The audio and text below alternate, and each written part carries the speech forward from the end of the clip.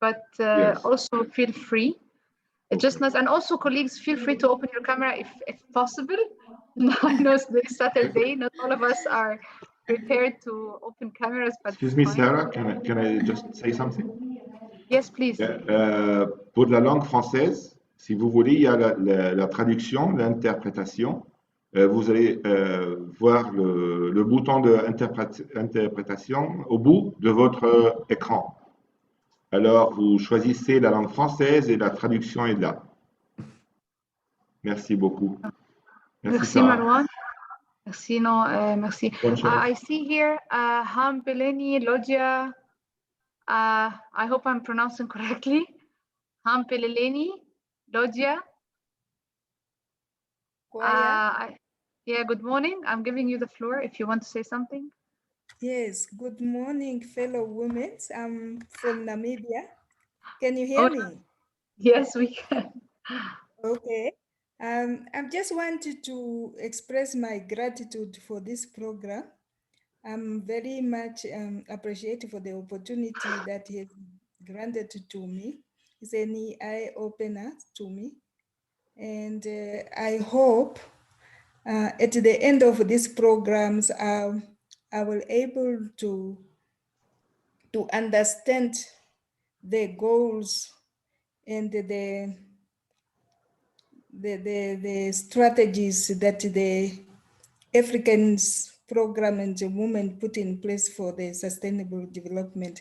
I'm really, really grateful for the speaker for their motivational and encouraging words that they have spoken to us for the past 2 days. I thank you. Thank you so much. I see also another hand was raised, but I don't know. Yes, I see Tsako. Voye Tsako, my sister, please go ahead.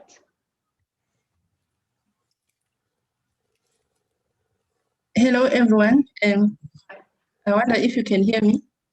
Yes, we can. Okay. Hello, everyone. I'm Dr. Voye Tsako from South Africa.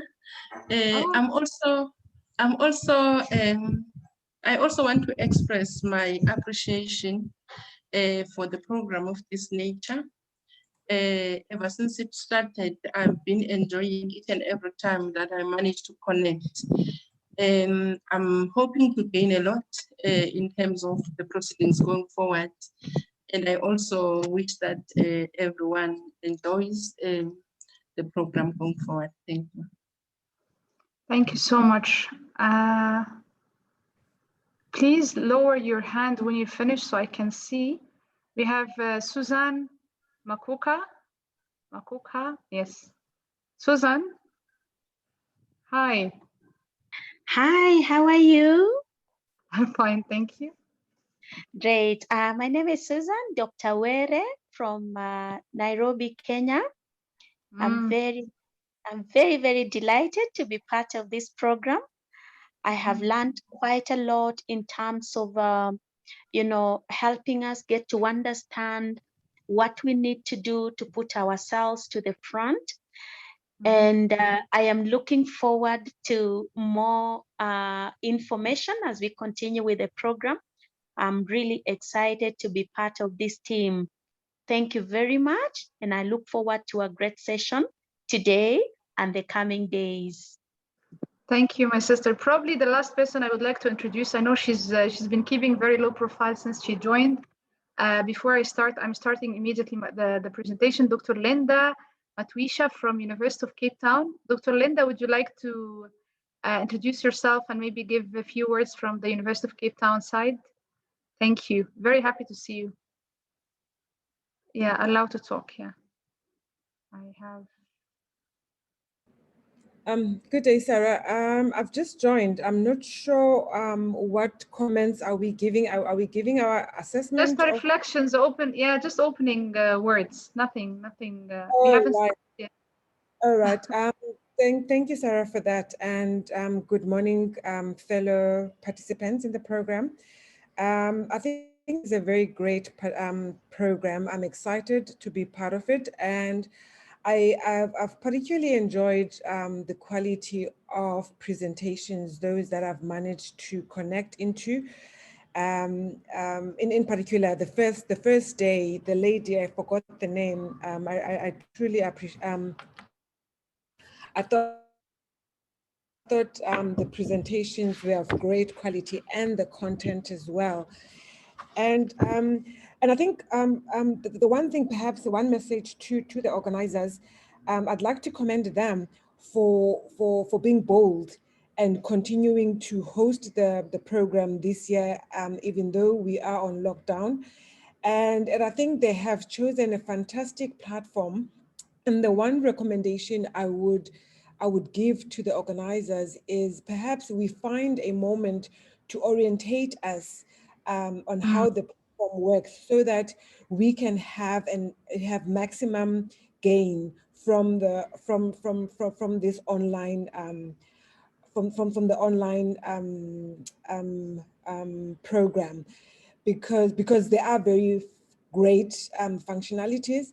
But I have personally struggled. One time I get lucky and I get in, but even just the networking platforms to get into them, and also trying to provide feedback from the previous sessions, I've been struggling with it. But I think it's a fantastic tool because I really have navigated it, and it would be great to spend 20 minutes and just orientate us on how to use it, so that we make best use of it.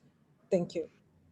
Thank you. No, thank you so much, Dr. Linda. I hear you I already also raised this point, because I know this is the first, let's say, pilot trial to have it, to transform the whole program to virtual platform.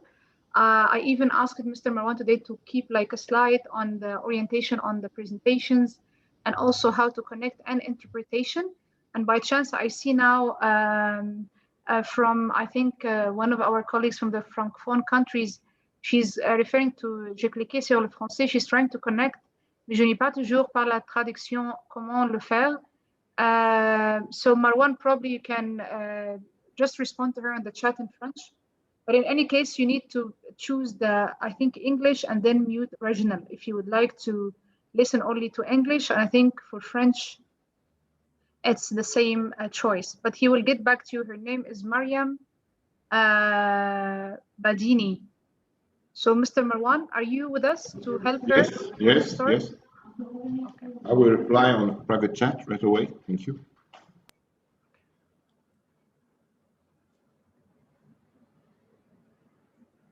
So I think by this I shall start, because we've become like 35 participants in the chat.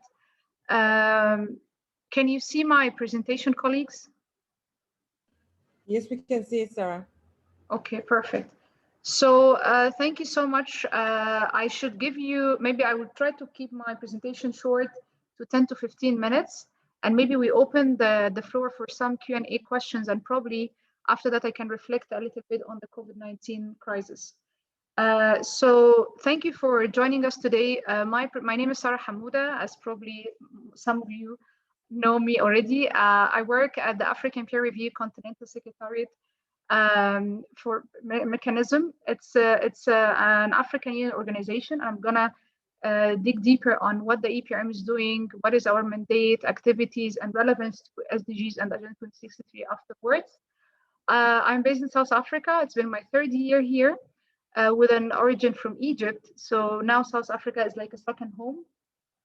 And in the last few years, I've been also living in some countries in Europe, as I left Egypt in 2015.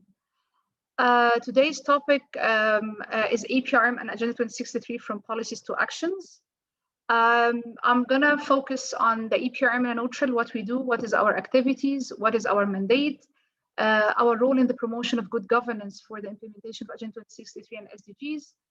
And lastly, but not least, as I said, COVID-19 impact on Africa and APRM governance response. So I truly hope that the presentation meets your expectations. Marwan, can you mute please from your side? So I can. Yes.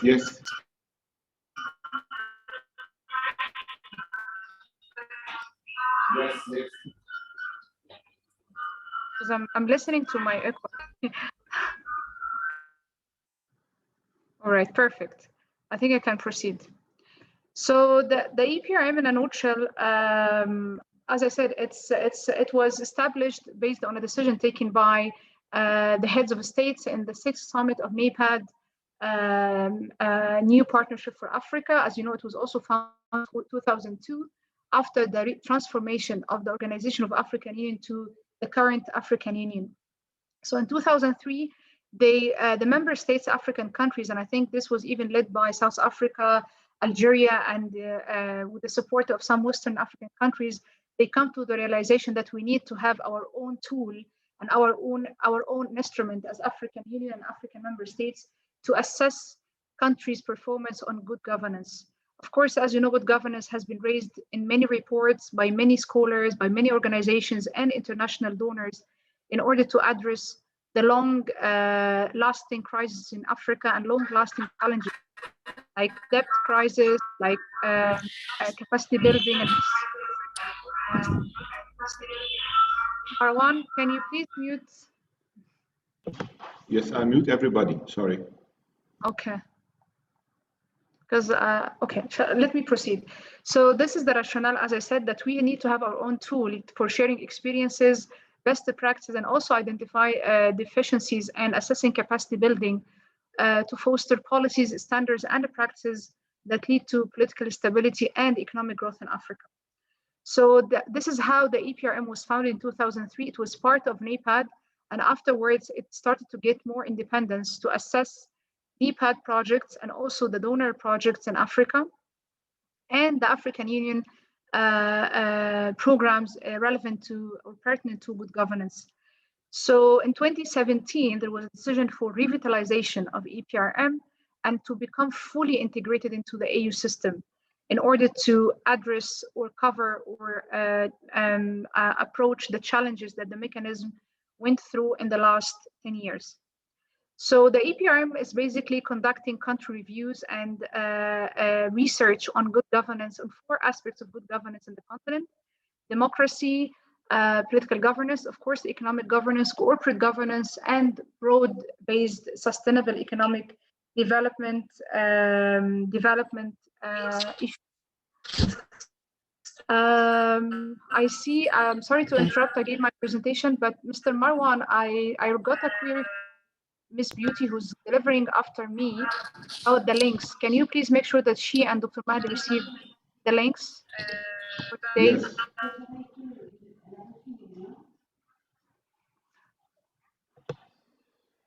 Okay, sorry to interrupt. So as I said, the type of reviews that the EPRM conduct is the base review is the most comprehensive and cohesive review EPRM can conduct. It's based on a questionnaire, a broad questionnaire, and it's circulated, as we will see later, with member states in order to respond to questions on good governance performance and the governance in general, the governance status in their own countries.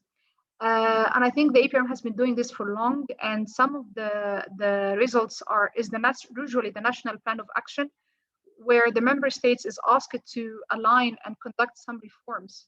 And of course, the results are not usually satisfactory because not all the countries are committed to implement or even to conduct or to apply the recommendations as they are, either because of financial reasons or just also political will, or even institutional hazards at national levels, and so on and so forth. We also have requested reviews, and a very talented requested review. This is, I think, a fashionable new example of reviews that the country requests to EPRM to conduct governance analysis on a specific issue or a specific theme or even specific issues. For instance, recently we conducted our probably first assessment to Sudan after the political transition in the last 4 years. And we did the governance analysis based on the Prime Minister request on the government priorities, top 10 priorities, including fighting corruption, including empowering women, including illicit financial flows, and so on and so forth. And we have also also innovated targeted reviews, EPRM target reviews, and this is on a very specific review on a specific subject, for instance, like COVID-19, healthcare resilience, fiscal decentralization. We already did 4 or 5, I think, target reviews so far since 2019 until today. And it's led by a dear colleague, Ms. Janet from Kenya. She's also at the APRM Continental Secretariat in South Africa. So we have conducted these kind of reviews based on the member states' requests. Of course, not all of them are shared, and that's probably one of the, I see, the limitations of EPRM, that we cannot share all the reports we conduct because it comes back to the member states' request or a political will to share it. So the structure and principles and EPRM, are you following, colleagues?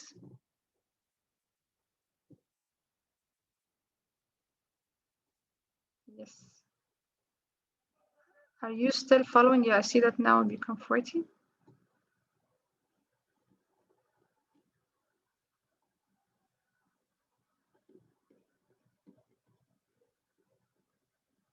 Marwan, are you still following? Yes, everybody's following. Everybody's following. Oh, thank you. So what I'm saying is that the EPRM structure and principles also reflecting this peer-to-peer learning. When everyone asked why peer review because member states accept to come on board at the EPR forum at the heads of the state level in order to discuss the governance challenges in the continent. So this is how our structure looks like. We have EPRM head forum at the level of heads of states, but also we have a committee of focal points. Usually they are representatives from their own countries representing the presidents, and they usually gather based on the necessity, but usually they have a periodical meeting, I think every 2 or 3 months. We also have then going deeper at the national level, and this is probably the privilege of EPRM, that we have national governance councils in each country. And of course, the National Governance Council is consisting of usually executives from from the national governments, like the Egyptian government, for instance, ministries of planning, Ministry of Finance, Ministry of Media, and so on and so forth, in addition to academia and civil society representation. We also have the EPRM Continental Secretariat, where I work for in Johannesburg. We have EPR focal points, as I said, at the level of presidents, but also we have the EPR panel of eminent persons. And usually this is a small panel with distinguished African personalities, diplomats, also experts in academia, professors, representing their own countries. And I think we have 1 or 2 representing each regional bloc from the north, the south, the east, and west of Africa. So far, as I said, this is how our review is conducted. We have a deep, and we start by providing background papers on the status quo of the country, the deep analysis to the country cross-cutting issues. Then we deploy a mission or a country visit, and we start consultations with national stakeholders, government, business groups, media, academia, and so on and so forth. Then we start to prepare a report discussing with the government the concerned issues and check the accuracy of the data. So we do a report from our side, and the government has to do its own homework as well as a report on the governance challenges in the respective country. And finally, we submit the report at the heads of state level. I think recently Egypt, I think, submitted the report in the last summit EPR forum in 2020, in February 2020, it was discussed and I think admitted. And afterwards, it comes the national plan of action that the country has to follow or even implement in order to ensure that the recommendations are taken into consideration.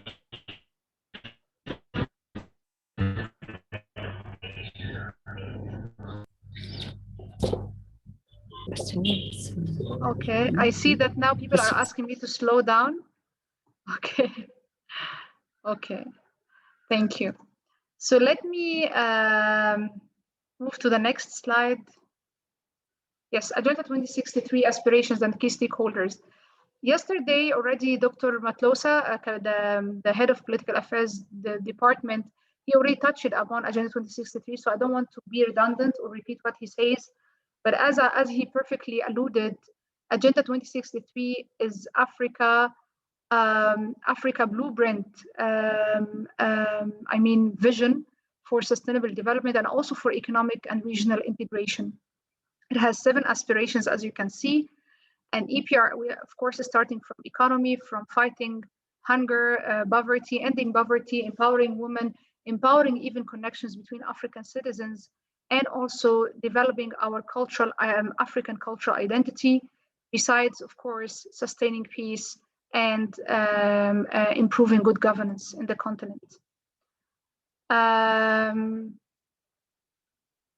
Okay, I see on the chat that there are some comments on the translation from Angola. So I'm not sure if Marwan, are you sorting this out or not yet? Yes, in a second. In a second, it will be back. Sorry. Okay. Because she's. Okay.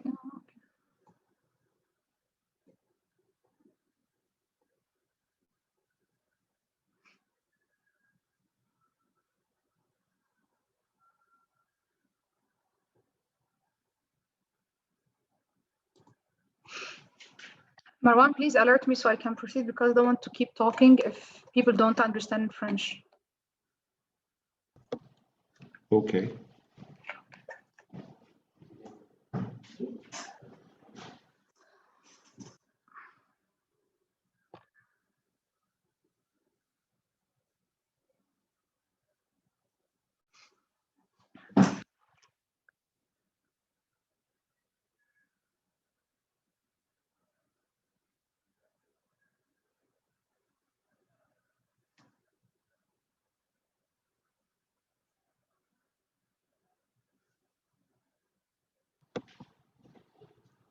Shall I proceed? Yes, please. Can you proceed? Okay. We're in. So let me say also, colleagues, that Agenda 2063 is not just a blueprint for the continent integration, but also it's been founded based on different shared documents and shared decisions, like the declaration on Sulaiman Declaration on revitalization of African Union, and also we have the shared charter on democratization and also good governance. We have different regional platforms offered a chance for this agenda to come and see the light. What is also very important to highlight is that Agenda 2063 also emanated from the Common Africa position on the post-2015 agenda, because as you know, Agenda 2063 was adopted in 2013, I would say, in Addis Ababa at the heads of states level, EU Assembly Heads of State Summit. And then afterwards, the Agenda 2030 came on board. So it means that even Africa as a continent was very lucky to precede any other continents to develop its own regional agenda, continental agenda for its own aspirations and for its own people as well. So that's something actually, it's a privilege, even though if it struggles with the implementation, with the monitoring and evaluation, as we will see later afterwards, but still it's a very important step that we should all be dedicated to. And I hope through the Women Program and other platforms, we give more focus on what the agenda is, what it aims for, what are the flagship projects, as we will see in a minute. So Agenda 2063 flagship projects, as you see, it's more than 15, almost 15 projects. And some of them actually are proceeding so fast now, like the Africa Continental Free Trade Area, the Pan-African Virtual and E-University, the African Economic Platform, the Single African Market, and so on and so forth. And also we have initiatives like silencing the guns in order to decline or at least reduce the number of conflicts in the continent, and other activities. This is also, I'm not trying to complicate the presentation, but it's a slide to show you to what extent the agendas on sustainable development are connected, because the United Nations Sustainable Development Goals has almost 90% relevance or even similarity to Agenda 2063. And this is understandable because when Agenda 2063 was initiated or even drafted, the African experts and the United Nations experts who developed also the agenda cordially with the African Union, they were assessing the implementation of the Millennium Development Goals at that time from 2000 until 2010, 2013. So Africa was walking the talk, as we say, as per the global also agenda on sustainable development. The High Five, it's an agenda developed by the African Development Bank, because it's a bank devoted to supporting the continent. And it has 5 themes of focus: people, prosperity, planet, peace, and partnerships.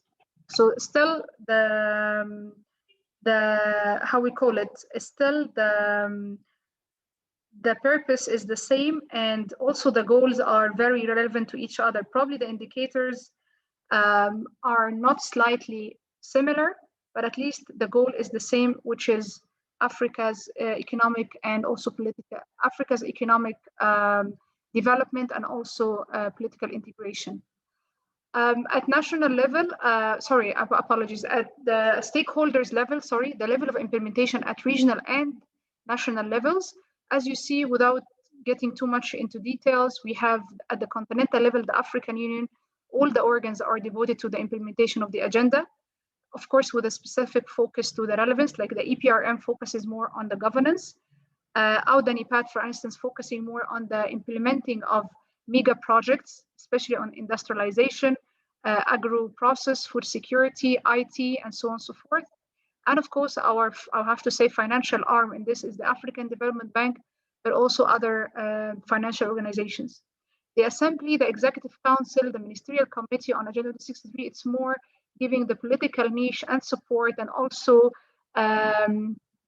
assessing and discussing for approval the Commission, usually the Commission proposals on Agenda 2063 or even recommendations.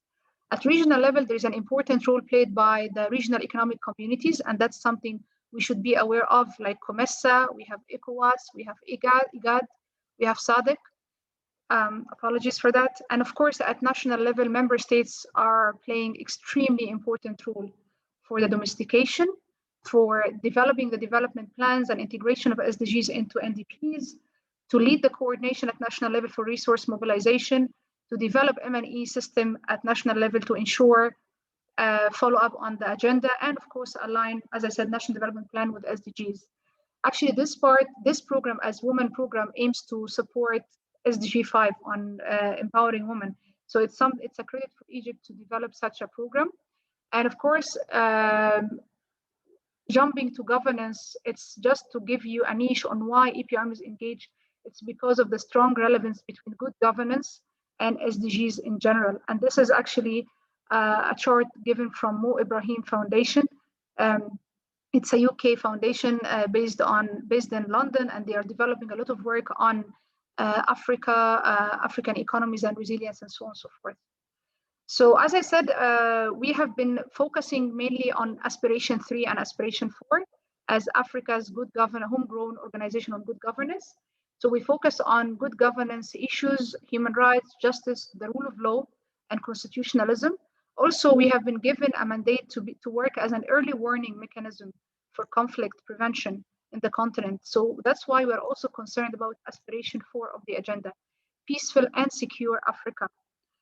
With this expanded mandate given by AU Assembly in 2017, the APRM has been, revising different tools, questionnaires, in order to ensure that we are asking member states accurate questions on SDGs and also alignment with Agenda 2063. But also we have been trying to promote this regional coherence between the national, regional, and continental level. So we tried to work closely with REX and of course with AU sister organizations. So as you see, based on this expanded mandate in 2017, as I said, we are focusing on 3 main areas: good governance assessment, SDGs monitoring and evaluation, early warning. Good governance assessment, we produce in partnership with the Africa Governance Architecture. We produce a report every 2 years. We produce this report we produce a report on Africa, the governance status in the continent. And I'm very proud to say that in 2019, when we produced our first report, we alluded to some problems in conflict in the continent, especially the case of Sudan. And we are honestly proud that we have been supporting Sudan from day one until today on this transitional path, because it's not easy. This report is one of its kind, honestly, in the continent to produce and even publish publicly, so member states are aware of the voice of the African Union on these issues. We have been also developing network with African universities. It's a project managed by another colleague in the Secretariat. It's Africa Campus. We develop oriented research on governance challenges in the continent. Like now, there is a big report is being prepared on Africa response to COVID-19. We issued a small one or a main report in 2021 and 2020 once the crisis took place of COVID, but now we are trying to dig deeper to the national specificities and understand how each country responded to the pandemic. The second component of our intervention, the SDGs monitoring and evaluation. We saw that as a continental mechanism, we tried to develop a platform for voluntary national review. This is a review that member states are presenting every 2 years to the United Nations on the implementation of SDGs. So we organize workshops as we did in Ethiopia, Kigali, and very recently in Djibouti. Just 2 weeks ago, we organized our first physical VNR workshop for 12 African countries, including Benin, South Africa, Kenya, Rwanda, Mali, and Djibouti. Of course, it was based in Djibouti. We also produce knowledge products or reports on SDG 16 in a specific, and I'm coming to this later. We are also engaged with the United Nations organizations in order to, as I said, to represent Africa in the high-level political forum. It's a forum which is conducted every year at the United Nations level in New York to share the VNR from Africa. And so far, more than 40 African countries presented these reports in the last 3 years. But we also collaborate with the African Union Commission in order to roll out the consolidated reporting framework on Agenda 2063. The early warning, of course, as I said, we are trying to support the Commission now by integrating peace and conflict issues in the peer review of EPRM, because usually we didn't focus on peace conflict issues most of the time. We were focusing more on political, economic, or maybe purely economic issues. So now with the rise of intra-conflict phenomena, as Dr. Matusa highlighted yesterday, we started to pay attention to this issue and more other issues related to social contract, what African citizens expecting from their governments and what the governments are expected to do. And to also integrate this resilience concept to prepare countries for shocks like COVID-19.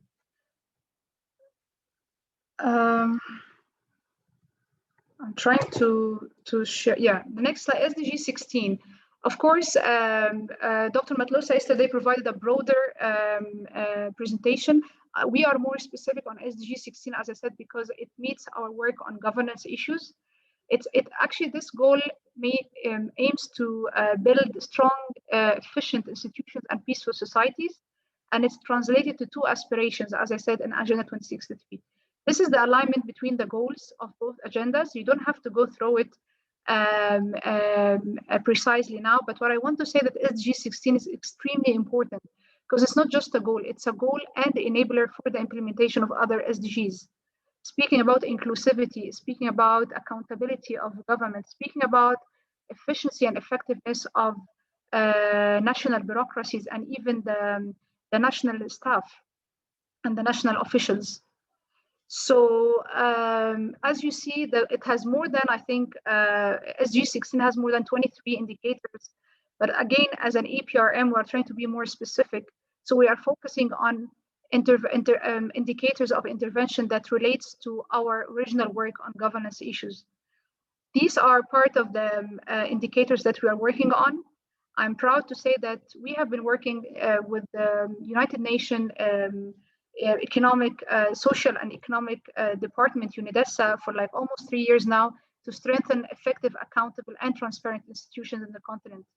We organize capacity building workshops, and we usually invite experts from the national ministries of planning, ministries of finance, national statistical offices in order to address issues related to accountability, transparency in the continent. We have been also supporting, as I said, the inclusive and participatory decision-making and the engagement of women in the parliament, engagement of women in economy, engagement of women and also decision-making at political level, and also reducing corruption. What matters also in SDGs, and that's something we need to understand, is building blocks for SDGs at the national level.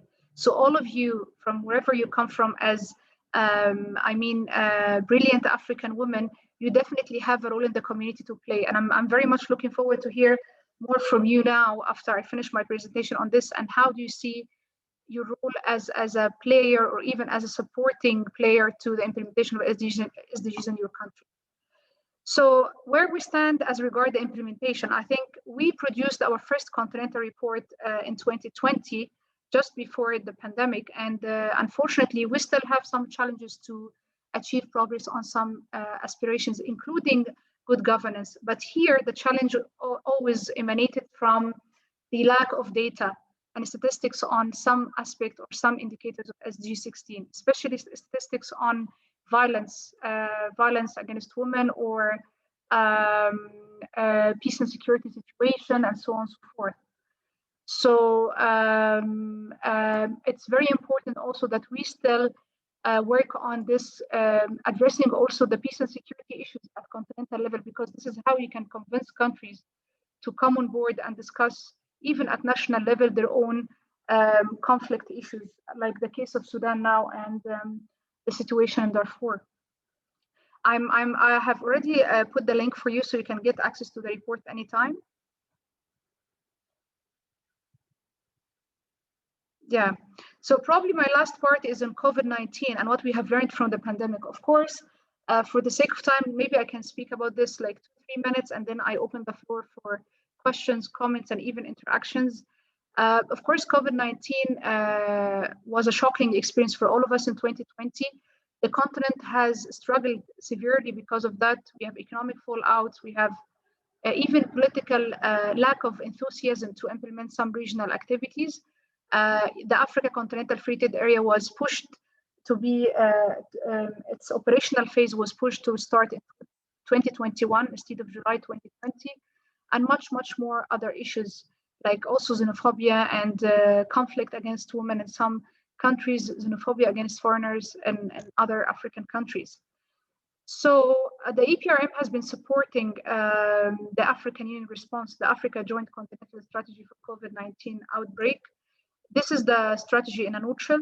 Of course, we are supporting more on the ensure that synergies to avoid duplication of efforts is approached. That's why we offered this work on governance response to COVID-19. Of course, we are all aware of the restrictive measures, protective measures that countries have been taking to curb the pandemic, but also we wanted to show that some African countries also can show solid experiences to meet the pandemic. Case of Senegal, even the case of South Africa, regardless of all the challenges we have, but still the statistical capacities and tracking the cases and the healthcare treatment remain vital to assist the countries to respond to the pandemic in this period. From APRM side, we transformed lots of our activities, of course, on a virtual format, but also we founded a COVID-19 task force in APRM, and we launched a special report on Africa governance response to COVID-19. You can find the link here. This was in May 2020. Of course, we organized different regional discussions, like our symposium on COVID-19 with the University of Cape Town last May. We also conducted targeted reviews on COVID-19, like the case of Sierra Leone in November. We organized various youth webinars to assess how youth are playing a role in fighting the pandemic at national levels. We have been also revising the methodology of EPRM itself to incorporate a section on resilience to assess to what extent countries are developing tools and even strategies to mitigate disasters like COVID-19. From our side, as Agenda 2063 unit, we also offered a platform for more than 20 African countries last year. We developed various virtual discussions on the VNRs, the SDGs, how countries responded to COVID-19, what are the expectations from the African Union, especially with the foundation of the African Union COVID-19 Solidarity Fund, issues of South-South cooperation and how South-South cooperation can support the notion of solidarity, but also knowledge sharing among African states. We have been developing, as I said yesterday in Sarah's presentation, a new report on the principles of CEPA, the Committee of Experts of Political Administration, principles of effectiveness, accountability, inclusiveness. And we have conducted this report after we got feedback from 10 African countries on a new tool. We are asking questions to cover these 62 strategies that Sara referred to yesterday. Of course, I can come to this later if you need more insights, but also now we are trying to work with University of Wits and with the UNDP on issues of resilience and how we support resilience in African countries, issues of digitalization. And of course, we are developing a new knowledge hub, hopefully to come soon in July 2021 to share everything online to the African experts and African scholars and people like you as well. So these are other SDGs that EPRM now is focusing on in addition to SDG 16. Of course, SDG 5 is a special focus. And my colleague, Ms. Diana Demba, will speak in more details on EPRM support to women, I think next week. And of course, we are caring very much about the partnerships to avoid duplication and also issues of poverty and equality in African societies. So this is in a nutshell what we do on resilience. We are trying now to develop this capacity building, as I said, for member states to integrate resilience in the national development planning. And I don't want to allude more to our work, but this is also a report we worked on in 2019 and it was published in 2020. It's a report for the first time on Agenda 2063 and SDGs implementation in Africa. And of course, here we have many lessons learned from the implementation of SDGs for like 5 years now or 6 years, what should be done, what we should do, how we should improve issues of and addressing issues of resource mobilization, good governance, what are the best practices from member states on even developing national development plans for the implementation of SDGs, and so on and so forth. Of course, such a report is important because it raises our credibility as a continental mechanism, not only to develop platforms to discuss and assess and share experience, but also to have our own voice on how the continent is heading towards the implementation of SDGs and Agenda 2063. I think this comes to the end of my presentation. If I'm not mistaken, I'm trying to, and of course, lessons learned from COVID-19, you can definitely take a look at it, but I said that in a conclusion, the pandemic remains a threat to many countries, and in the same time, it's a silver line opportunity for governments to enhance access to data, digitalization, and proper expenditure on healthcare sector. We also need to make sure that securing Africa's access to food and medical supplies through economic integration is the most effective option we have now, especially with the closure of supply chains. Africa is less advanced in health manufacturing than other African than other continents. And of course, collective action of policymakers is extremely important because one of the lessons learned from COVID and the government resilience practice that it's not the powerful, but it's the united. So let me stop here. Thank you very much. Merci beaucoup. I apologize for those who couldn't hear the presentation in French until this moment. And I thank you all for listening. I can give now like 10 minutes Q&A session. I see now, please raise your hand, of course, if you have any comment or any question or even intervention. I see now Suzanne Makoka. I will allow her to talk. Suzanne, the floor is yours. Please open the camera if you have a good Wi-Fi. If not, it's fine. Thank you very much for that very good presentation. I think I have enjoyed every bit of it. Now, I would like to say that I think you finished on a very good note. We are looking forward to unifying our communities, our countries, and arriving or achieving unity on the globe. If we must. Sara, are you still there? Yes. I'm just. Well, you're muted. I am muted? You're muted. No, I'm not. I'm listening carefully. I can hear. Okay, it's back. No, I'm listening to her. Please, Suzanne, go ahead. Can I go ahead? Yeah, I'm listening carefully. Okay, so thank you for your presentation.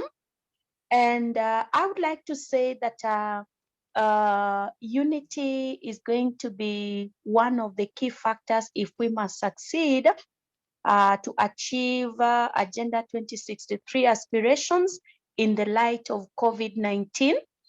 And together with unity, we need to leverage on each other's complementary strength in terms of sharing out resources, sharing out what we are good at, and just making sure that we are able to work as a team, more so as women. Number two, I would like to say that there is more need for accountability right now, other than any other time in our history. And this is because we are all faced with the COVID-19 pandemic that is very unprecedented. We are faced with a lot of unethical practices, for lack of a better word, corruption. And this corruption has continued to push us as women to the edge and make us miss out on the resources, etc. Going to the community, I would like to say that borrowing an experience from some of the success stories I have seen in my country, Kenya, is that women, myself included, we are actually going back to the communities to do capacity building, create awareness, and just do dialogue about how we can be able to team up as women and lobby for our rights, advocate for our rights, and talk with a unified voice on how we can also be able to get resources that for the longest time have been with our male partners. I'm really happy that you have actually taken us through monitoring and evaluation as an aspect that we can use during this COVID-19 pandemic to ensure that we continue pushing on with the aspirations of the Agenda 2063. So thank you very much. I am happy with the presentation. Thank you, Susan. I will have to mute you now, so I give the floor to others. I can see Ayanda Bikua. Ayanda, please, the floor is yours.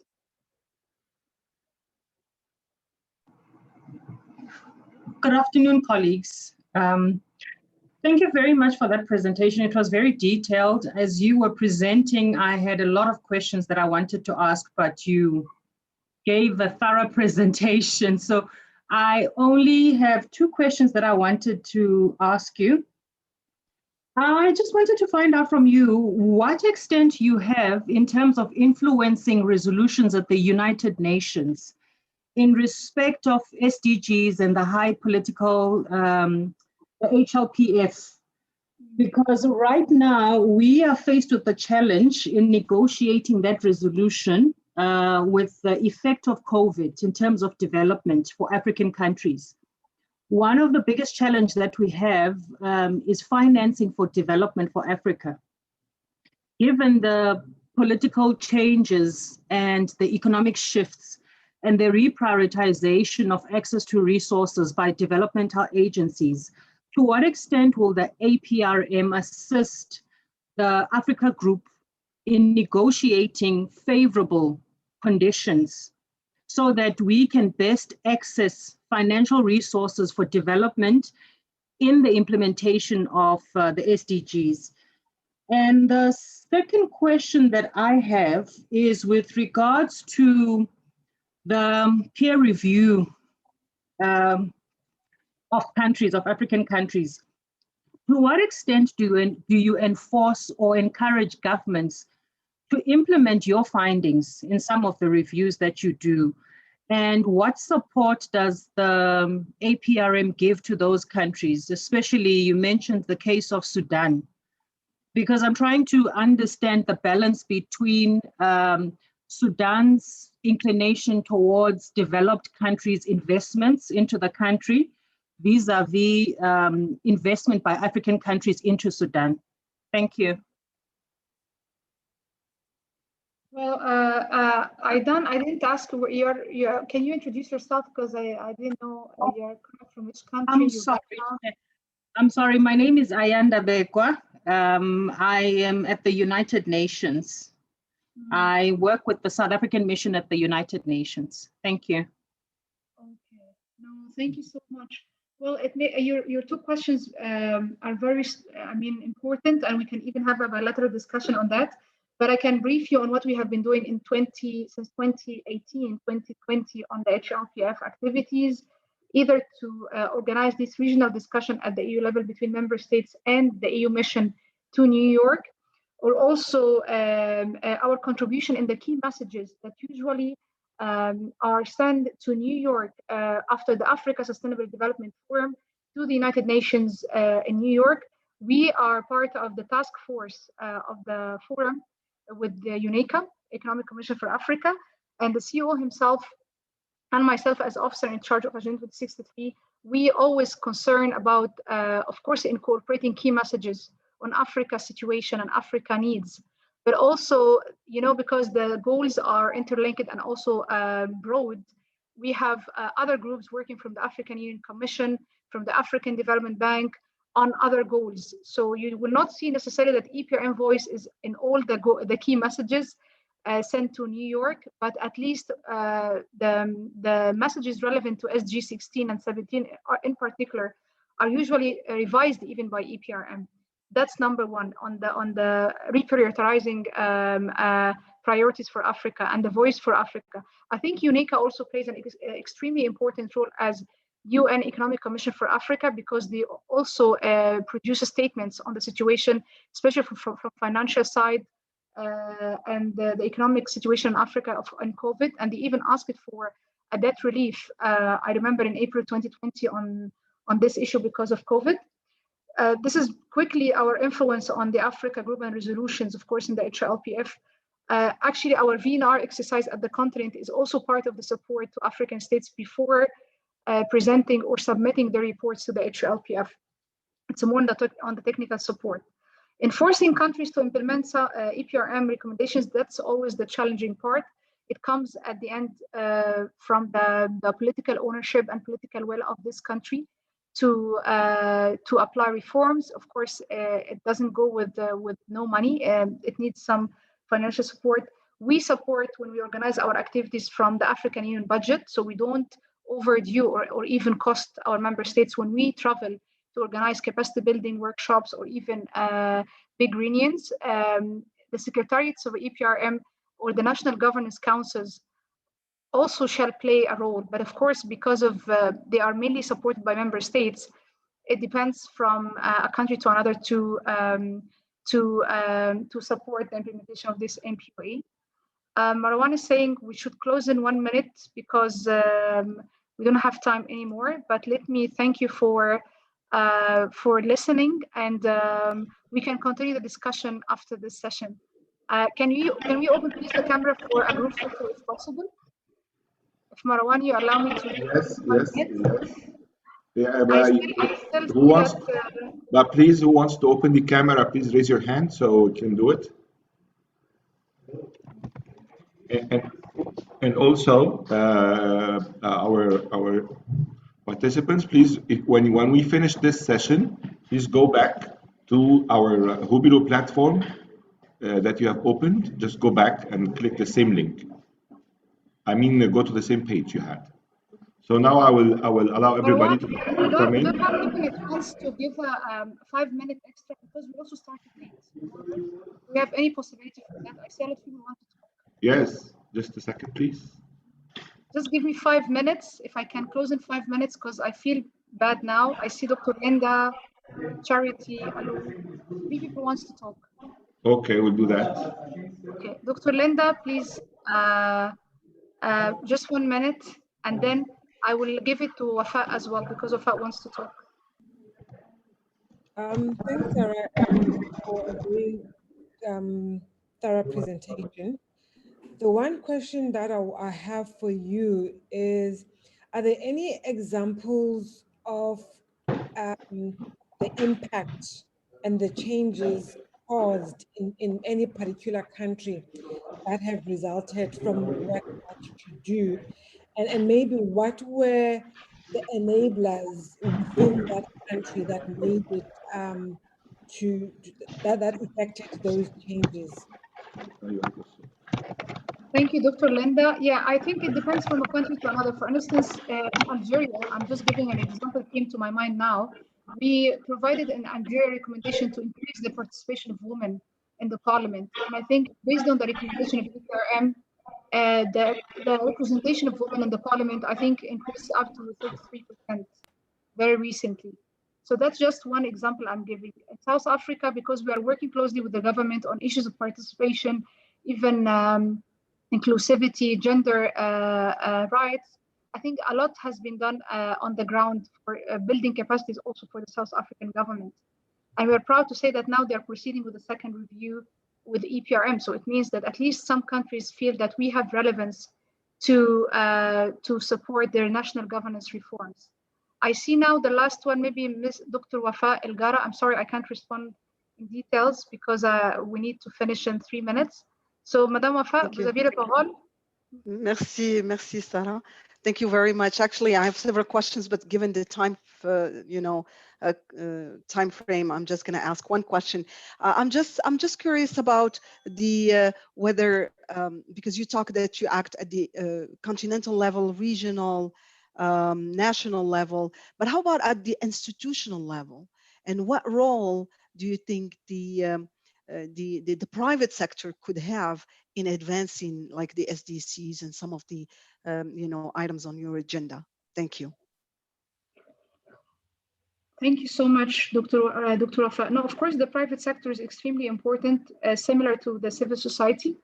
What we have been doing very lately, that we founded association or a network of corporate companies, corporate governance. It's a part of the corporate governance team. So they found SOEs, the state-owned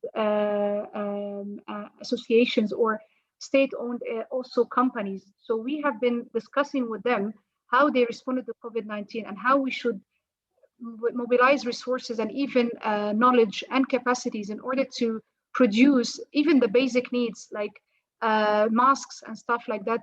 Some countries didn't even have the capacity to produce it when the pandemic started. So we have been discussing with them how the pandemic affected the situation of some sectors, but also how they are responding to that with the support of Africa Development Bank, with the support of African Union, AUDA-NIPAD, and also we are providing these governance assessment or the situation on each country. We send it directly to the EU Commission also to enlighten a little bit the policymakers' understanding of the challenges to support private sector and the continent. I have to say also it's a bit challenging because it's different from a country to another. In Cote d'Ivoire, 60% of the mega projects infrastructure are supported by private sector. I think in South Africa, they have been doing some good job to support the businessmen and business group associations with the global UN Global Compact. They have been trying to provide relief packages to support workers during COVID-19 times and even provide them with some cash flow support.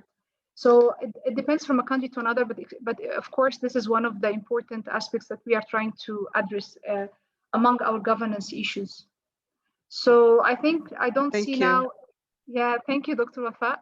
I want to say that I enjoyed very much the discussion or the presentation, and I hope you find it useful. Please don't hesitate to write to me any suggestion or any request. The presentation has been shared already with Dr. Hanan, so you will also receive it on the platform very soon. Thank you, and maybe we can take a photo now. Marwan? Yes, I'm here. Okay, can I ask you guys to just give a smile? Yes, please. 1, 2, and 3. Just a second, because Dr. Hanan would like to join.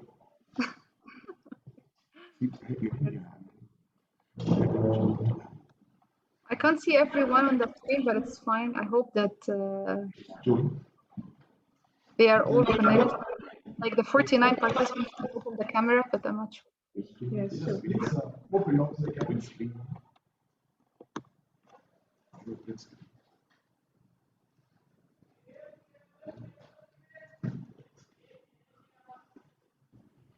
Can you please switch on my camera? Yes, everybody's seen here. Thank you. Thank you so much, Marwan. Thank you, colleagues. I hope you enjoyed the following sessions from Morocco and Ghana. You will understand on a deeper level how the domestication of SDGs is also implemented. So stay safe and goodbye. I would like to say something, please. Please, yes, kindly, please go to the same page to who below, and we have an icon called Meet Participants, where we all can chat and make video calls together at any time during the event. So thank you very much. If you need anything, we are here to help you. Thank you. And sorry for any disturbance. Je suis désolé pour ce qui s'est passé pour la traduction. Et dans 10 minutes, on commence la prochaine session. Merci. Merci, Wafa. We stay in touch, huh? Goodbye. Okay. Bye. Thank you. Chat عشان